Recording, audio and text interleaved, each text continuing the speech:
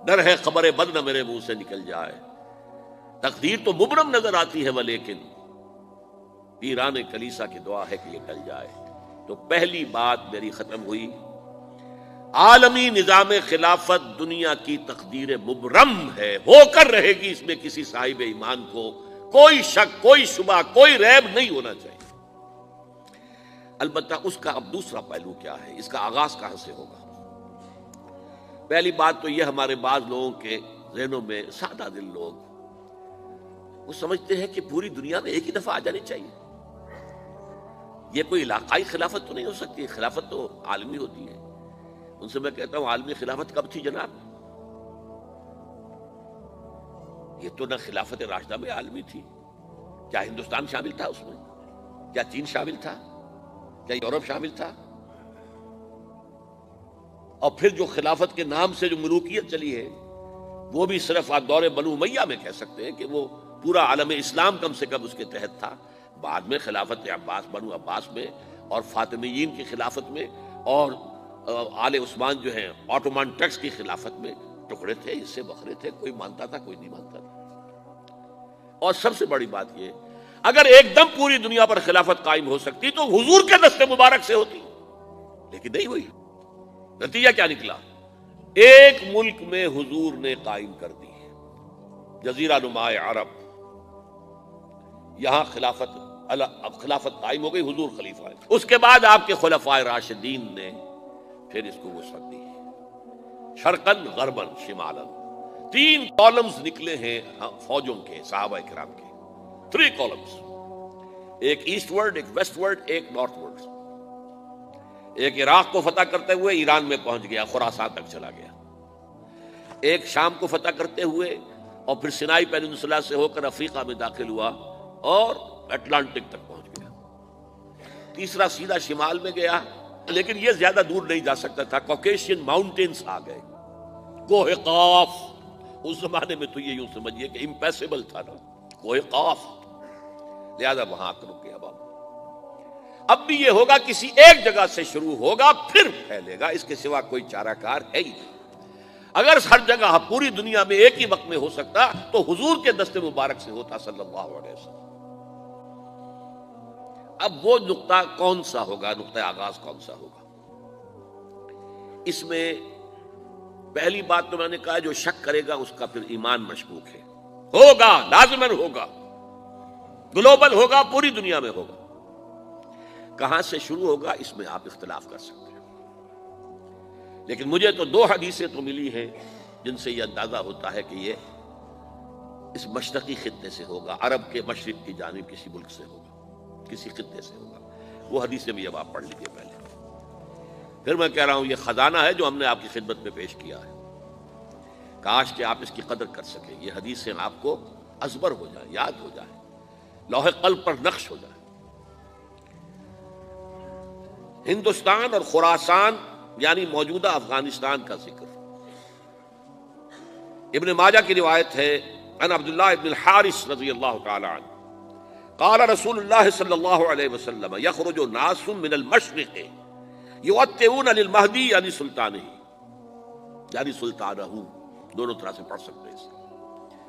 حضرت عبداللہ ابن حارث فرماتے ہیں رضی اللہ تعالی عنہ کہ حضور نے ارشاد فرمایا، مشرق کی طرف سے وہ فوجیں نکلیں گی، لوگ آئیں گے جو عرب میں مہدی کی حکومت قائم کریں گے۔ یہ مہدی کون ہوں گے اس کا ذکر میں ذرا بعد میں کروں گا، لیکن نوٹ کر لیجئے کہ مہدی سے پہلے لازماً کسی مشرقی علاقے کے اندر وہ نظام قائم ہو چکے گا، تب وہاں سے فوجیں آئیں گی نا۔ یہ مشرق کون سا ہے؟ عرب کے مشرق میں آپ چلیے، ایران بھی آ جائے گا، افغانستان بھی ہے، پاکستان بھی ہے، اور اگر اسے اور توسیع دیں تو ہندوستان بھی ہے۔ یہ ہے عرب کا مشرق، اس سے فوجیں جائیں گی، اس کا کیا مطلب ہے کہ اس میں سے کسی جگہ پر نظام خلافت پہلے قائم ہو جائے گا تاکہ وہاں سے فوجیں جائیں گی جو جزیرہ نما عرب میں حضرت مہدی کی حکومت کو قائم کریں گی۔ اب دوسری حدیث سنیے، یہ سنن ابن ماجہ کی حدیث تھی جو میں نے آپ کو سنائی، آپ نے پڑھی۔ دوسری، عن ابی ہریرہ رضی اللہ تعالی عنہ یہ ترمذی شریف کی روایت ہے، قال قال رسول اللہ صلی اللہ علیہ وسلم یخرج من خراسان رایات سود لا يردها شیء حتی تنصب بایلیا، خراسان کے علاقے سے سیاہ جھنڈے لے کر فوجیں آئیں گی، ان کا رخ کوئی موڑ نہیں سکے گا، ان کو پیچھے پھیر نہیں سکیں گے کوئی بھی، یہاں تک کہ وہ یروشلم میں جا کر جھنڈے نصب کر دیں گے۔ ایلیا حضور کے زمانے میں یروشلم کو کہتے تھے۔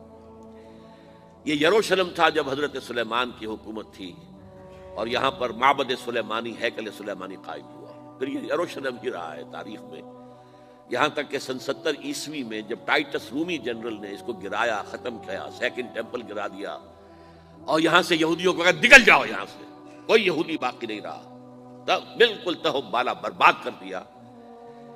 اس کے کوئی 150 سال بعد ہیڈریان، رومن ایمپرر ہیڈریان، اس نے پھر دوبارہ آباد کیا اس شہر کو۔ 150 سال تک یہ بالکل بنجر اور بالکل غیر آباد پڑا تھا۔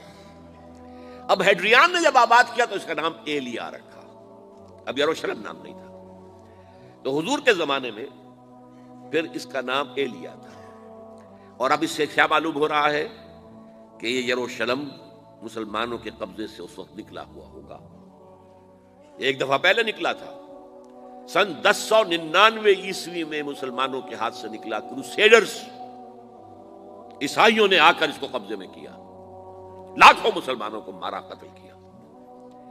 اس کو 1187 عیسوی میں واپس لیا ہے، کس نے لیا ہے؟ صلاح الدین ایوبی، کرد، عرب کھوکھلے ہو چکے تھے، عربوں نے کھویا، واپس نہیں لے سکے، بہت حکومت کر چکے تھے، 400-500 برس کی حکومت کر کے، اور ان کے عیش اور ان کے آرام، اب ان میں جان نہیں تھی کہ وہ واپس لے سکے۔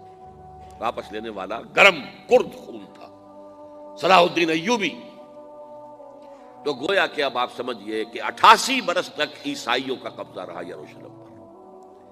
اب 1967 میں یہودیوں نے قبضہ کیا ہے، اور اب 38 برس تو ہو گئے، 88 نہیں تو 38 برس تو ہو گئے، لیکن وہ دور آئے گا کہ اب پھر لیں گے، لینے والے عرب بھی نہیں ہوں گے، خراسان کے علاقے سے فوجیں آئیں گی۔ یہ خراسان کیا تھا؟ ایلیا تو میں نے آپ کو بتا دیا، یروشلم کا نام ہے۔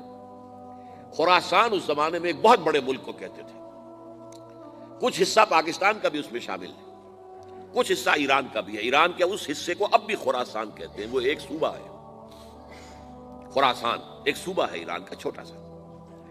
پاکستان میں خاص طور پر یہ جو علاقہ مالاکنڈ ایجنسی کہلاتی ہے، اس سے اوپر جتنا علاقہ ہے، اور یہ جو واخان کی ایک پٹی آتی ہے اوپر، واخان افغانستان کی ایک پٹی سی دم سی چلی آتی ہے جو جا کر چائنا کی سرحد سے مل جاتی ہے، یہاں سے لے کے یہاں تک یہ جو مالاکنڈ کا وہ درہ ہے اور پہاڑ ہے، یہ بھی خراسان کا حصہ ہے۔